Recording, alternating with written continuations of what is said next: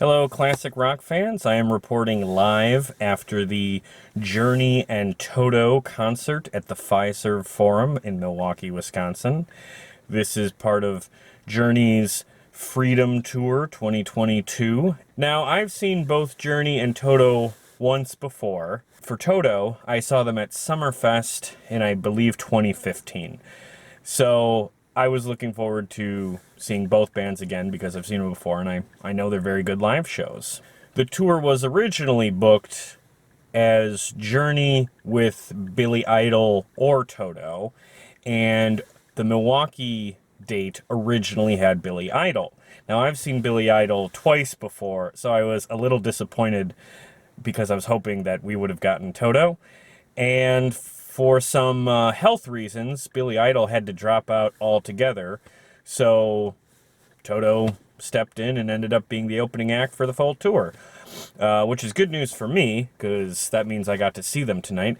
But bad news for some other Toto fans around the country who had hoped to see them on their solo tour. They did have to cancel a number of already established solo dates to do this arena tour with Journey, but I'm sure they'll make those dates up once this tour is over. The show tonight was absolutely fantastic. No holds barred. This was a great show. The term arena rock, these are the kind of bands that really give meaning to the term arena rock. So many of these songs are big sing-along anthems that really hit different when you have a basketball arena full of people singing along to every word. It was so much fun singing along to songs like Africa and Don't Stop Believing, where the entire crowd is into every word. And I gotta say, on top of all that, this is also the first show that had no COVID restrictions whatsoever. Now, I'm not gonna say if that's a wise decision or not, but we didn't see a lot of people wearing masks. They didn't check vaccine cards or anything at the door. I'm not going to say if that's a good or a bad thing at this point. It remains to be seen. I don't want to put too fine a point on it, but I'll just say that it made for a really great night. Live music. Man, you just can't beat it. And tonight was a great example of that. So I really enjoyed both bands. Let's talk about each set. Toto came out, played 10 songs. Of course, they did their big hits, Hold the Line, Rosanna, Africa. Definitely big crowd pleasers.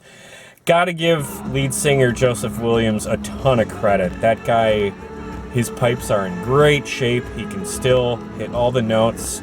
The band is as tight as ever. You know, I've seen a lot of shows, you know, even in the past 2 years where lead singers of his era have lost a step or two. Not the case tonight. He's as good as ever, and it was really cool watching him and, of course, Steve Lukather play here tonight. When I saw Toto back at Summerfest in 2015, I remember that when they started to play Africa, in all my years of seeing concerts, I've never seen a crowd come alive like when they started the first few bars of that song at Summerfest. So I was curious to see if that same sort of thing happened tonight.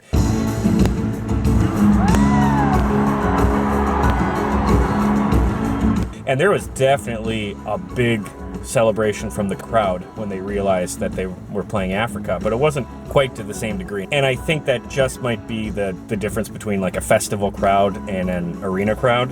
Not a big deal, just something I was looking for. It was a strong set, a couple of good deep cuts. You know, longtime fans of Toto will be happy to hear Georgie Porgy. That's a great song. I also have to say, great choice for an opening act.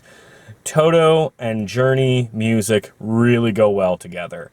So it felt really appropriate to pair these two up. A lot of common fans between both bands. So excellent work to Journey's tour management for booking Toto. And best wishes, of course, to Billy Idol that he recovers and is back on the road soon.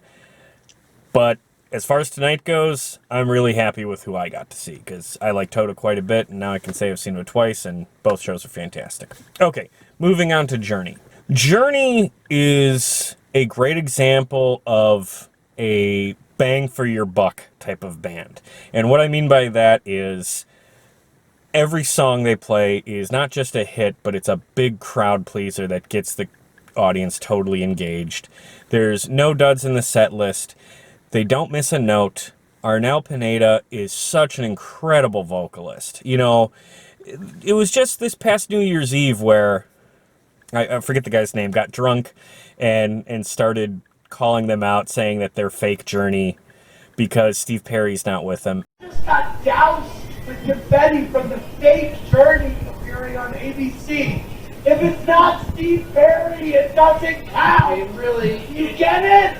It's not That's Journey. Not true. And I have always thought that the whining about Steve Perry is so stupid because Arnel Pineda has proven to be so good vocally. And not just vocally, but energetically. This dude was all over the stage, dancing, jumping, super high energy.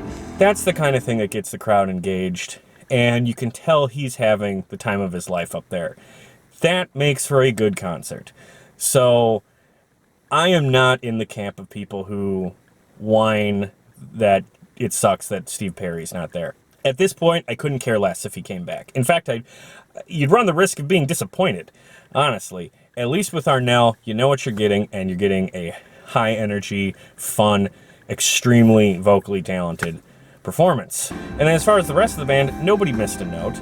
Neil Schon is a great guitarist who played plenty of solos, but it never got, like, cringy or indulgent. Like, he didn't go on for 10 minutes at a time. So Neil played great. They had two of the guys in the band sing a song. Dean, the drummer, and I forget the other guy's name, he's on keyboards. Both of them were very talented vocalists. I was surprised by that. I thought those were going to be the duds in the set list. I was wrong. Those were both enjoyable numbers. I suspect they added him to the set list to give Arnel a bit of a break because he did leave the stage when they sang. And if that's what you got to do to keep Arnel's voice in shape for the rest of the night, good plan, because each time he came back out, he sang as good as he had been all night. This is why Journey gets these huge basketball arenas, and a lot of their AOR, arena rock contemporaries don't. They have the songs, and they also have the live performance to back that up. So really world-class performance tonight. If this tour comes to your town, this is a no-brainer, especially if you go with friends. I think it's a good date night concert. This is definitely a show that's going to be worth the money you pay to get in the door. And another thing I gotta say, as someone who is not of the age of most classic rock fans, I have a lot of appreciation for actually both of these bands because they clearly appeal to a younger generation. There were a lot of fans who are my age and younger at the show tonight, and that really makes me happy because these bands can act as an entry point for younger fans for classic rock, for the fans who didn't grow up with them on the pop stations and, you know, MTV music videos and all that kind of thing. So, thumbs up to Journey, Toto, and the whole tour they're doing. Highly recommended. Can't go wrong. Safe bet. Check them out if they come to your town. So that's all I got for tonight. Thank you for watching. If you are a fan of classic rock, I don't know if you know this, but I host a podcast about classic rock. And if you want to check that out, link is in the description below. Otherwise, please subscribe to this YouTube channel and check out our social media links, which are also in the description below. Okay, thanks for tuning in. Have a good night and keep rocking.